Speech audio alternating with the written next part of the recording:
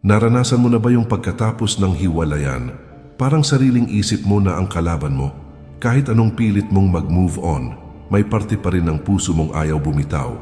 At habang ikaw, halos malunod sa lungkot at siya, ang saya-saya sa social media, parang wala lang nangyari.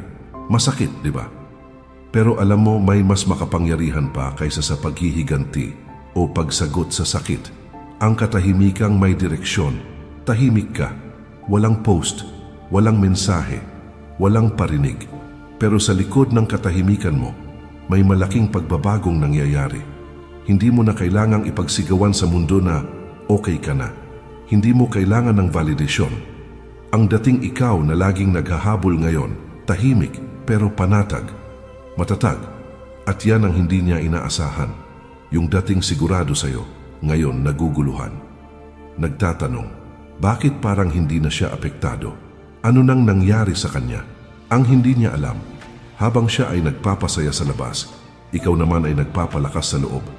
Dahil minsan ang tunay na tagumpay ay hindi yung makita niyang masaya ka agad, kundi yung maramdaman niyang hindi ka na madaling sirain. Hindi mo kailangang gumanti. Hindi mo kailangang ipamukha ang sakit. Ang katahimikan mo na may kasamang pagbangon, yan ang pinakamatinding sagot sa iniwang sugat. At tandaan mo ito, hindi lahat ng katahimikan ay kahinaan. Minsan, ito ang pinakamatinding anyo ng lakas, ang tahimik na tao na piniling ayusin ang sarili, kaysa patunayan ang kahit ano sa iba. Sa video na ito, pag-uusapan natin kung paano mo magagamit ang sakit ng breakup bilang sandata para buuin muli ang sarili mong mas matatag, mas buo at mas matibay. Bago tayo magsimula, muli kaibigan, inaanyayahan kitang mag-subscribe sa ating channel para sa mas marami pang makabuluhan na usapan at aral na matututuhan. Simulan na natin. Number 1, damhin ang sakit, pero huwag kang magpalamon dito. Hindi mo kailangang magpanggap na okay ka. Oo, masakit, lalo na kung ibinuhos mo ang oras, tiwala, pagmamahal, pati mga plano mo sa kinabukasan, sa isang taong bigla na lang nawala. Pero ito ang totoo. Ang lakas ay hindi nasusukat sa kung gaano kakabilis mag-move on, kundi sa kung paano mo hinaharap ang sakit nang hindi ka bumibigay. Ang unang hakbang, huwag mong takasan ang sakit. Damhin mo ito. Umiyak ka kung kailangan. Ihinga mo, isulat mo, ilabas mo. Pero huwag mong hayaang kainin ka nito. Ang paghilom ay parang sugat. Hindi mo pwedeng takpan ng basta-basta at magpanggap na wala. Kailangan mo itong linisin, alagaan at hayaan itong gumaling sa tamang panahon. Hindi ito tungkol sa paglimot agad. Hindi rin ito tungkol sa pagpapakatatag para lang magmukhang hindi apektado. Ito ay tungkol sa disiplina. Sa bawat pagkakataong hindi mo siya tinitext kahit sabik ka. Sa bawat araw na hindi mo siya ini-stalk kahit gusto mong malaman kung masaya ba siya. At sa bawat gabi na pinipili mong huwag magmakaawa kahit gustong-gusto mong ibalik ang dati. Yan ang mga araw na lumalakas ka. Naalala mo ba yung mga panahong kahit halos mabali ka sa sakit, tumayo ka pa rin at pumasok sa trabaho, na kahit wasak ang puso mo, inuna mo pa ring buuin ang sarili mo? Yan ang tunay na tapang. Hindi ito drama, hindi ito pagpapakamatigas. Ito ang stoicism sa totoong buhay. Ang kakayahang harapin ang realidad, tanggapin ang sakit at magpatuloy kahit may luhang pumapatak. Kaya tandaan mo, hindi mo kailangang maging bato, pero huwag kang maging basang papel na basta-basta nilalamon ng emosyon. Damhin mo, harapin mo, pero pagkatapos mong umiyak, tumindig ka dahil hindi mo kailangan ng pabalik-balik na relasyon para malaman mong karapat-dapat kang mahalin ng buo. Number 2, maging tahimik, maging malaya. Alam mo kung ano ang isa sa pinakamatinding statement na pwede mong gawin pagkatapos ng breakup? Hindi ang mga salitang miss na kita, hindi rin ang mga rant sa social media, kundi ang bigla mong pagkawala, tahimik, buo, at walang paalam. Ito ang tinatawag na go-ghost. At bago mo isipin na isa itong manipula o childish na hakbang, tandaan, ang katahimikan ay hindi palaging karuwagan. Kadalasan, ito ang pinakatapat na anyo ng katatagan. Kapag pinili mong mawala, hindi ibig sabihin na gusto mong iparamdam sa kanya na natalo ka o nagpaparinig ka ng galit. Hindi ito pagtitiis. Ito ay pagpipili. Pinipili mong alisan ng power ang isang bagay na dati mong pinanghawakan. Dahil alam mong hindi mo na dapat panghawakan. At bakit mo ito kailangang gawin? Dahil habang patuloy kang nakasilip sa mundo niya, habang sinusubaybayan mo kung sino ang kasama niya, kung masaya ba siya, kung may kapalit ka na, hindi mo namamalayang unti-unti mong pinipigilan ang sarili mong gumaling. Breakups are wounds, at gaya ng anumang sugat, hindi ito naghihilom kapag araw-araw mong kinakamot. Pero kapag pinili mong mawala, kapag hindi ka na nagparamdam, kapag wala ka ng trace sa mga stories, sa comment section, sa chat box, doon nagsisimula ang tunay na paghilom. At ang dating sigurado sa'yo, mapapaisip, bakit parang ang tahimik niya? Bakit parang okay lang siya? Bakit parang mas gumanda pa siya? Hindi mo kailangang i-post ang bagong haircut mo. Hindi mo kailangang magpakita ng fake happiness. Hindi mo kailangang magpanggap. Ang totoo, hindi mo kailangang ipakita ang healing mo. Dahil kapag totoo kang naghilom, mararamdaman nila yon kahit wala kang sabihin. Ang go-ghost ay hindi about sa pamisteryoso. It's about reclaiming your energy, withdrawing from things that no longer serve you, and allowing yourself the sacred space to rise again. Tahimik man, pero totoo. At sa bawat araw na wala kang mensahe, wala kang update, wala kang sinisilip, hindi lang siya ang naghahanap. Ikaw, unti-unting binabalik mo ang sarili mo closure, hindi mo kailangan manggaling sa kanya. Dahil minsan, ang pinakamalinaw na closure ay ang desisyon mong huwag nang bumalik sa pintuang minsang isinara sa'yo. At alam mo kung ano ang pinakanakakagulo sa taong iniwan ka, hindi ang pagluha mo, hindi ang mga salitang, sana tayo pa, kundi ang bigla mong pagkawala. Tahimik ka, pero may bumubuo sa'yo. At sa katahimikan mong yan, doon niya mararamdaman kung gaano ka niya nawala. Hindi bilang ingay sa buhay niya, kundi bilang katahimikang dati pala'y nagbibigay sa kanya ng kapayapaan. Go ghost, not to get attention, but to give yourself space to rise, rebuild, and rediscover who you are without the noise. Number 3, gutumin ang alaala para makalaya ka. Napansin mo ba to habang paulit-ulit mong binabalikan ang mga alaala niyong dalawa? Yung mga litrato, mga chat, mga regalo, mas lalo mong nararamdaman yung hapdi, parang may sugat na pilit mong kinakalikot. At sa bawat balik-tanaw, mas lalong dumudugo. Kaya ang susunod na hakbang sa paghilom ay ito, starve the memory. Gutumin mo ang alaala. At hindi ito ibig sabihin na burahin mo ang buong bahagi ng nakaraan mo. Hindi rin ito pagtanggi na nangyari ang lahat. Ang ibig sabihin lang nito ay oras na para ihiwalay mo ang sarili mo sa mga bagay na paulit-ulit kang sinasaktan. I-delete mo na ang mga chat. Yung mga screenshots na ini-screenshot mo nung sweet pa kayo, tapos na yon, yung mga regalo niya, itabi mo na, ipamigay mo kung kailangan. Huwag mo nang tingnan araw-araw ang litratong minsang nagpapasaya sa'yo. Kasi ngayon, yan din ang unti-unting kumikitil sa peace of mind mo. Hindi ka matututo magmahal muli kung punong-puno ka pa ng multo ng kahapon. At alam ko, mahirap, kasi minsan yung memorya na lang niya ang natitira sa'yo. Pero ang totoo, hindi mo kailangan ng alaala para mapatunayan na minahal ka. Ang tunay na pagmamahal, naramdaman mo na, at sapat na yon para sabihin mong totoo ang naramdaman mo. Pero ngayon, kailangan mo nang lumaya, hindi para magalit, hindi para kalimutan siya ng pilit, kundi para tigilan ang paulit-ulit mong pananakit sa sarili mong damdamin. Kasi habang hawak mo pa ang bawat paalala niya, ikaw mismo ang humaharang sa sarili mong healing. Paano ka uusad kung lagi kang nakatali sa kahapon? Paano ka magpapatuloy kung tuwing bubuksan mo ang gallery mo, bumabalik ka sa panahong iniwan ka? Ang katotohanan, ang taong gusto mong bumalik, hindi babalik dahil sa lungkot mo. Hindi siya mahahabag sa bawat post mo, sa bawat tula ng pagkalungkot, o sa bawat luhang pumatak. Babalik lang siya kung babalik man. Kapag nakita niyang hindi na siya ang sentro ng mundo mo. Kapag nakita niyang kaya mo nang ngumiti kahit wala siya. Kapag nakita niyang hindi mo na siya hinahanap dahil natutunan mong hanapin ang sarili mong kapayapaan. At minsan, sa oras na yon, huli na para sa kanya. Pero simula na para sa'yo. Kaya ngayon pa lang, gawin mo to para sa sarili mo. Buksan mo ang gallery mo at piliin mong burahin. Buksan mo ang inbox mo at piliin mong bitawan. Hindi dahil gusto mong kalimutan siya, kundi dahil mahal mo ang sarili mo sapat para lumaya. Number 4. Maging di kilalang bersyon ng sarili mo for the better.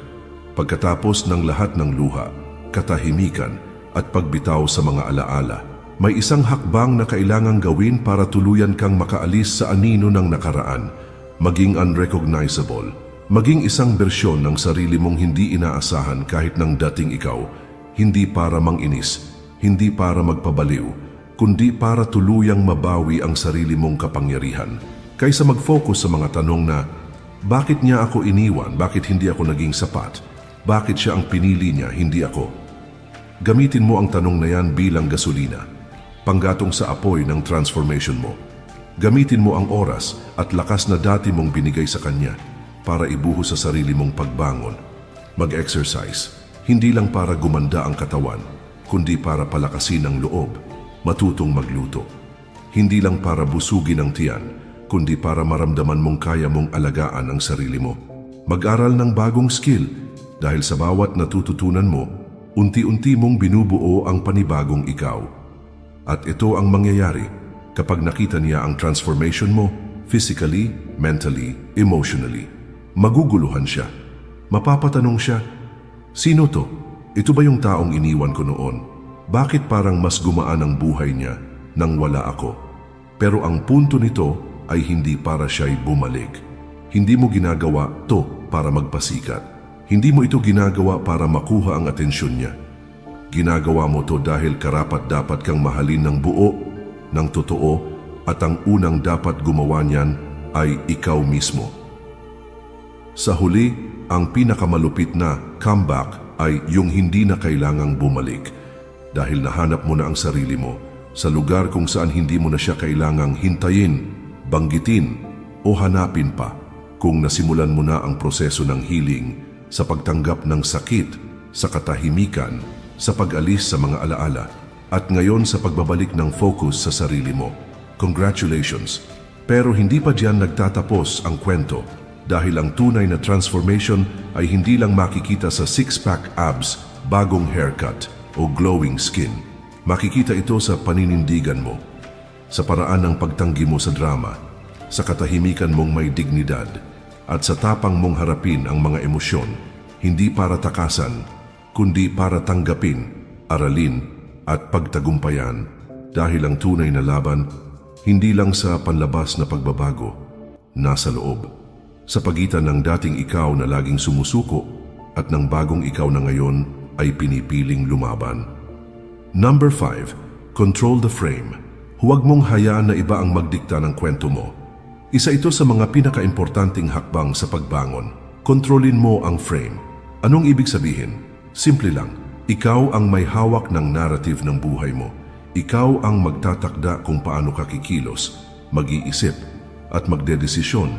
Hindi sila. Pagkatapos ng lahat, maaring balikan ka niya. Magtanong, bakit bigla kang nawala? Bakit parang hindi mo na ako pinapansin? Bakit ang lakas mong tao ngayon? At dito karamihan sa atin natutukso magpapaliwanag, magja-justify, magbabahagi ng damdamin kahit hindi naman talaga para unawain ka, kundi para makontrol ka ulit. Pero tandaan mo ito, sa bawat paliwanag na hindi mo kailangang ibigay, binibigay mo rin ang kapangyarihan mong emosyonal. Ang pagpapaliwanag sa maling tao ay parang paglalakad sa buhangin. Paulit-ulit mong inuukit ang sakit, pero wala namang nagtatagal na bakas. Kaya kapag dumating ang oras na tanungin ka niya kung bakit ka tahimik, kung bakit ka nawala, kung bakit hindi ka nagaya ng dati, huwag mong gawing teleserye ang sagot mo. Walang drama, walang kasinasaktan ako, walang hindi ko alam kung paano magsimula. Isa lang ang dapat mong sabihin, kalmado, diretso, may respeto, I just needed time for myself. At pagkatapos noon, tahimik, walang follow-up, walang paliwanag, walang pangungumbinsi. At alam mo ba kung bakit ito epektibo? Dahil sa panahong akala niyang siya pa rin ang sentro ng mundo mo, Makikita niya na hindi na siya ang priority mo. At ang confidence mong hindi kailangang ipagsigawan, yun ang pinakamaingay para sa kanya. Karamihan sa atin, kapag nasasaktan, gusto natin ipaintindi, gusto natin marinig ang salitang sorry, gusto natin ng closure. Pero minsan, ang tunay na closure ay yung katahimikan mong may paninindigan. Yung desisyon mong hindi na i-justify ang sarili mo sa taong hindi ka naman pinili noong kailangan ka. Ang stoic na puso ay hindi manhid, pero marunong itong mamili kung saan ilalagay ang damdamin at kung sino ang karapat-dapat sa paliwanag. Kaya kung tanungin ka niya muli, bakit parang iba ka na? Tahimik kang ngumiti at sa loob-loob mo sasabihin, kasi pinili ko ng buuin ang sarili ko, hindi ipilit ang sarili ko. Hindi mo kailangang maging maingay para mapansin. Hindi mo kailangang ipaliwanag ang paghilom mo. Dahil ang paninindigang tahimik, yan ang tunay na anyo ng respeto sa sarili. Number 6. Hayaan mong ang kawalan mo ang magsalita. Mas malakas pa sa anumang salita. Sa mundo ngayon kung saan bawat galaw ay nakapost, kung saan kahit lungkot ay pinapaganda sa filter, ang katahimikan mo ay isang napakalakas na pahayag. At ang kawalan mo ay mas maingay pa kaysa sa kahit anong paliwanag. Habang siya ay abala sa pagpapakita na masaya na siya, na naka-move on na tila wala ka ng halaga. Ikaw naman, tahimik na nagtutuloy-tuloy sa buhay. Walang parinig, walang update, walang need magpaliwanag. Pero alam mo kung anong meron? Progress. Yung tipong hindi kailangang ipakita, pero nararamdaman ng kahit sinong sensitibo. At habang siya ay nagpo-post ng mga larawan ng bagong gupit, bagong kasama, bagong lugar. Sa likod niyan, may mga tanong na hindi niya kayang takasan. Bakit parang hindi siya apektado? Bakit parang hindi siya naghahabol? Bakit bigla siyang nawala? At bakit parang mas maganda pa ang aura niya ngayon? Ang hindi niya alam, sa tuwing pinipili mong huwag magparamdam, hindi ka nawawala, mas lalo kang nagiging malinaw. Sa katahimikan mo, doon ka niya maririnig. At sa kawalan mong matatag, doon niya mas ramdam ang presensya mong hindi na kayang balikan. Ang mundo ay palaging maingay, lalo na sa social media. Lahat gustong magpaliwanag. Lahat gustong magmukhang masaya. Lahat gustong ipakita na sila ang nanalo. Pero hindi ka nakabilang doon. Tahimik kang umaangat. Tahimik kang gumagaling. At tandaan mo ito, ang pagkawala mo ay parang echo. Wala kang sinasabi, pero damang-dama ka pa rin. Paulit-ulit kang bumabalik sa isip niya, hindi dahil may sinabi ka, kundi dahil wala kang kailangang sabihin. Dahil sa puntong ito, hindi mo na kailangang habulin ang atensyon niya. Hindi mo na kailangang ipakita na okay ka na. Dahil ang mismong kawalan mo, yun na ang katibayan na hindi mo na siya kailangang habulin. At hindi mo na kailangang sumigaw para mapakinggan, dahil ang katahimikan mo ang pinakamaingay mong sagot. Number 7. I-rebuild ang sarili mo gamit ang bagong blueprint, hindi sa kanya. Alam mo ba kung bakit maraming tao ang bumabalik sa nakaraan kahit ilang beses nang nasaktan? Hindi dahil mahal pa nila, hindi rin dahil hindi nila kayang mag-isa, kundi dahil wala pa silang sariling plano. Kumbaga sa bahay, iniwan sila sa gitna ng konstruksyon, sira-sira na ang pundasyon, wala nang dingding, pero pilit pa rin nilang inaayos gamit ang lumang plano. Ang problema, yung blueprint na yon gawa niyong dalawa. Pero ngayon, ikaw na lang ang naiwan. Kaya kahit anong ganda ng design, kung ang bawat sulok nito ay may paalala ng sakit, hindi ito magiging tahanan, magiging kulungan lang ito ng damdamin. Kaya anong dapat mong gawin? Wasakin ang luma at buuin ng bago, gamit ang plano na ikaw lang ang may hawak. I-rebuild mo ang buhay mo nang wala siya sa equation. Gumawa ka ng bagong routine na hindi mo kailangang i-share sa kanya. Subukan mo ang mga bagay na dati mong hindi natatry. Dahil baka noon, hindi siya sang-ayon. Makipagkilala ka sa mga bagong tao, hindi para palitan siya, kundi para palawakin ang mundo mo. Ang totoo, ang healing ay hindi lang pagtanggap na tapos na kayo. Ito ay ang pagbabalik ng kapangyarihan mong pumili kung paano mo gustong mabuhay ngayon, at habang ikaw ay paunti-unting bumubuo ng bagong buhay. Hindi man ito perpekto, hindi man ito agad-agad masaya, makikita mo ang unti-unting paglinaw ng sarili mong direksyon. At ito ang totoo, kapag nakita niyang hindi na siya bahagi ng plano mo, kapag nakita niyang yung dating ikaw, laging nakaabang, laging nakaalalay, laging naghihintay, ay wala na. Doon niya mararamdaman ang bigat ng pagkawala mo. Hindi dahil gusto mong iparamdam yon, kundi dahil totoo, wala na siyang puwang sa bagong buhay na binubuo mo. At sa gabi, habang ikaw ay mahimbing ng natutulog dahil sa kapayapaan mong pinaghirapan, siya naman ang magigising sa tanong, paano naging ganito ka bago ang taong yon na dati kong kilala? Rebuilding isn't about proving something. It's about discovering that your best life was never supposed to revolve around someone who left. So simula ngayon, gawin mo ang sarili mong blueprint at itayo mo ang buhay mo, hindi para balikan kanya, kundi para tuluyan mo nang hindi na siya kailangan balikan.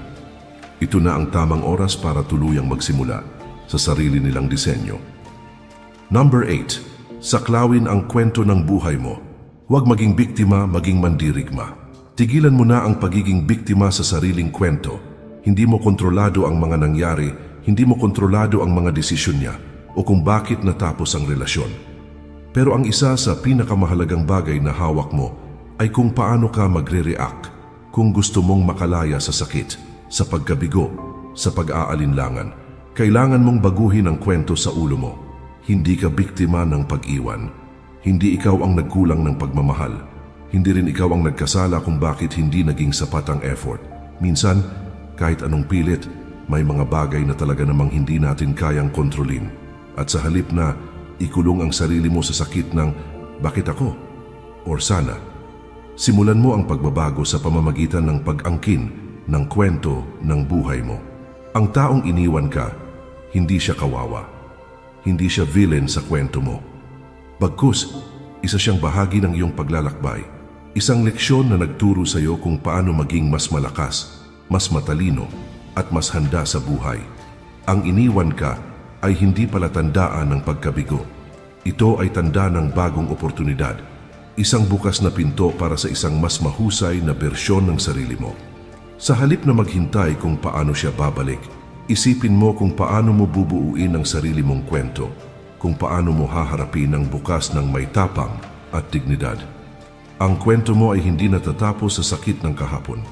Ito ay nagsisimula sa lakas ng puso mong nagdesisyong bumangon at sa tapang mong tuklasin kung sino ka talaga, malaya at buo, hindi dahil sa kanya, kundi dahil sa sarili mo. Number 9. Ang kapangyarihan ng indifference. Kapag hindi mo na siya kailangan, ito ang isa sa pinakamahirap pero pinakamabisang hakbang sa proseso ng pagbangon. Kapag naging totoo ka na sa sarili mo at nawala na ang pangangailangan sa kanya, hindi ito tungkol sa pagkukunwari na masaya ka o okay na okay ka lang. Hindi rin ito pagiging walang puso o pagiging bato. Ito ay ang tunay na pag-prioritize ng sarili mo. Kapag kaya mong mag-focus sa sarili mo ng ganoon kalalim, isang araw ay magigising ka at mapapansin mo. Hindi siya ang unang pumapasok sa isip ko ngayon. Ang pagiging indifferent o walang pakialam ay hindi kahulugan na wala ka ng emosyon, kundi ito ang sagisag ng tapang mo na pahalagahan ang sarili mo, higit pa sa panghihinayang sakit at mga pangarap na bumalik siya. At heto pa ang kakaibang katotohanan. Kapag naramdaman niya na hindi mo na siya hinahabol, kapag nakita niyang hindi mo na siya kailangan, doon mo tunay na makikita ang reaksyon niya. Minsan mas nakagugulo sa isip ng iniwanan ang tahimik na paglayo kaysa sa kahit anong pagsuyo o paghabol. Ngayon, nandito na tayo sa huling yugto ng paghilom, ang final steps para tuluyan mong mabawi ang sarili mo pagkatapos ng breakup.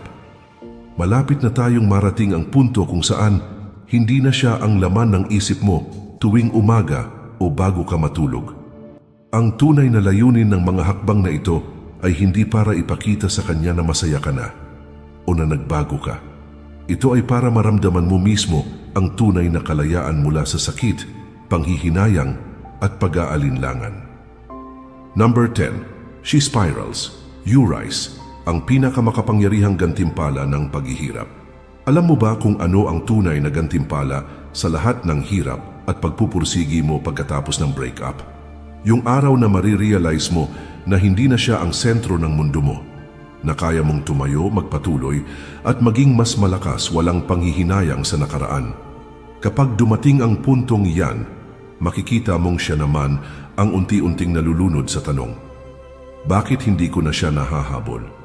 Sa tuwing maririnig niya ang tungkol sa mga bago mong ginagawa, sa bagong ikaw na ipinapakita mo sa mundo, doon siya magsisimulang magtaka. Pero ang sikreto, hindi mo ginawa ang lahat ng ito para saktan siya o maghiganti. Ginawa mo ito para sa sarili mo. Ginawa mo ito dahil karapat-dapat ka sa kapayapaan at kaligayahan kahit wala na siya sa tabi mo, habang siya ay nababahala, nagtataka at naghahanap ng kasagutan sa katahimikan mo. Ikaw naman ay abala sa pagbuo ng mas magandang buhay. Iyan ang tunay na tagumpay. Ang hindi na kailangang patunayan ang sarili sa kanya dahil sapat ka na sa sarili mo. The best revenge is no revenge. Hindi mo kailangang magpaka-bitter o magplano ng kung anong paraan para ipakita sa kanya na mali siya sa pag-iwan. Ang pinakamabisang paghihiganti ay ang simpleng pagtanggap na wala na siya at pagpili na magpatuloy ng mas malakas, mas matatag at mas dignified. Walang drama, walang sumbatan, walang eksena. Ito ang tunay na stoic approach, pagtanggap sa katotohanan at pagpapalakas mula sa sakit. Hindi ka magpapadala sa emosyon, hindi ka gagawa ng eksenang mukhang desperado. Tahimik kang lalakad papunta sa bagong yugto ng buhay mo. Hindi para patunayan sa kanya ang pagbabago, kundi para sa sariling kapayapaan. Moving on doesn't mean forgetting.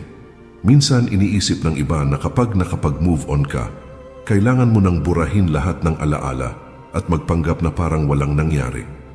Pero sa totoo lang, ang moving on ay hindi paglimot. Ito ay pagkatutong magpatuloy. Kahit na may bakas pa ng sakit, hindi mo kailangang kalimutan lahat ng masasayang alaala. Ngunit huwag mong hayaang ang mga alaala ang maging hadlang sa pag-usad mo. Ang mahalaga ay matutunan mong balikan ang nakaraan nang hindi na nasasaktan o nanghihinayang. Kapag nagawa mo yan, iyon ang tunay na kalayaan. Tandaan mo ito, ang pinakamakapangyarihang mindset matapos ang breakup ay ang pagiging indifferent. Hindi ibig sabihin nito na naging bato ka na o wala ka ng puso. Ang ibig sabihin nito ay natutunan mong kontrolin ang sarili mong reaksyon sa mga bagay na hindi mo na makokontrol.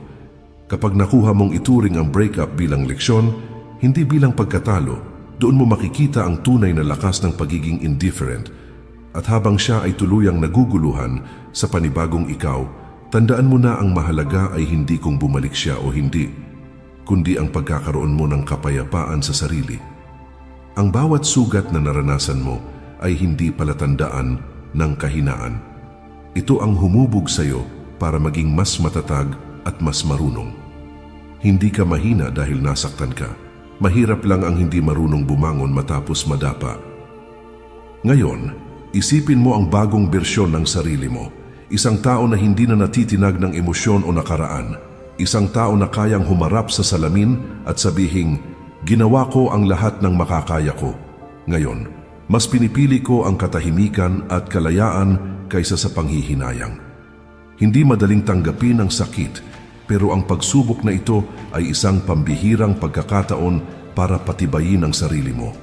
Kaya huwag kang matakot maghilom ng mag-isa. Huwag kang magmadali. Ang bawat araw na lumilipas ay isang hakbang palapit sa mas matibay at panatag na bersyon ng iyong pagkatao. At sa huli, tandaan mo, ang tunay na lakas ay hindi nakikita sa pagpapakita ng galit o paghihiganti, kundi sa kakayahang magpatuloy ng may dignidad at katahimikan. Huwag mong sayangin ang oras mo sa paghahabol o pagpapakita ng pagbabago para lang sa kanya. Gawin mo ito para sa sarili mo dahil mahal mo ang sarili mo at deserve mong maging masaya at malaya. Kung nakarelate ka sa topic natin ngayon, inaanyayahan muli kita, kaibigan. Paki-subscribe ang ating channel para sa mas marami pang aral na matututuhan. Tandaan, ang bawat araw na lumilipas ay isang bagong pagkakataon para sa pagbabago. Hayaan mo siyang mag-isip habang ikaw ay tahimik na nagtatagumpay. Maraming salamat sa panonood Mag-ingat po tayo palagi at kay Lord po lahat ang papuri.